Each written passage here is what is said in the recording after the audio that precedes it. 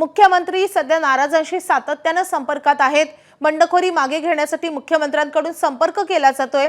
भाजपमधील बंडखोरी मोडण्यासाठी स्वतः फडणवीस मैदानात उतरलेले आहेत आणि बंडखोरांशी स्वतः फडणवीस संपर्क साधतायत आणि त्यांना आता बंडखोरी मागे घेण्यासाठी त्यांची मनधरणी करतायत।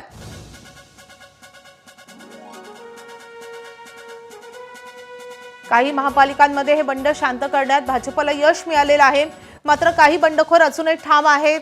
अशा बंडखोरांशी स्वतः मुख्यमंत्री संपर्क साधतायत आणि त्यांची मनधरणी करतायत।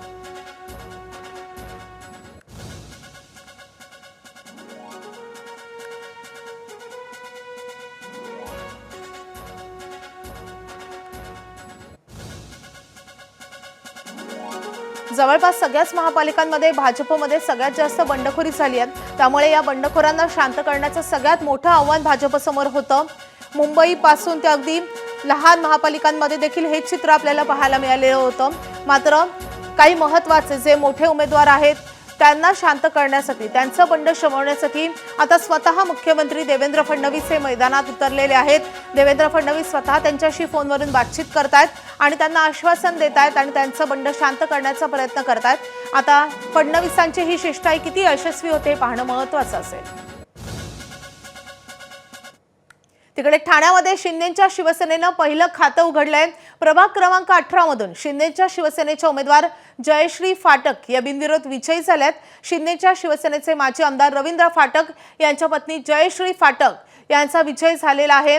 ठाकरे गटाच्या उमेदवार स्नेहा नागरे यांनी माघार घेतलेली होती आणि त्यानंतर आता शिंदेच्या शिवसेनेचा मोठा विजय झालेला आहे। त्यांनी ठाण्यामध्ये खातं उघडलेलं आहे। तर शिंदेच्या शिवसेनेचे माजी आमदार रवींद्र फाटक यांच्या पत्नी जयश्री फाटक या बिनविरोध विजयी झाल्या। कल्याण डोंबिवलीमध्ये शिंदेच्या शिवसेनेनं यापूर्वीच खातं उघडलेलं होतं। त्यानंतर ठाण्यामध्ये स्वतःच्या बालेकिल्ल्यामध्ये शिंदेच्या शिवसेनेनं निकालाआधीच खातं उघडलंय आणि रवींद्र फाटकांच्या पत्नी या बिनविरोध विजयी झाल्या। एबीपी माझा, उघडा डोळे बघा नीट।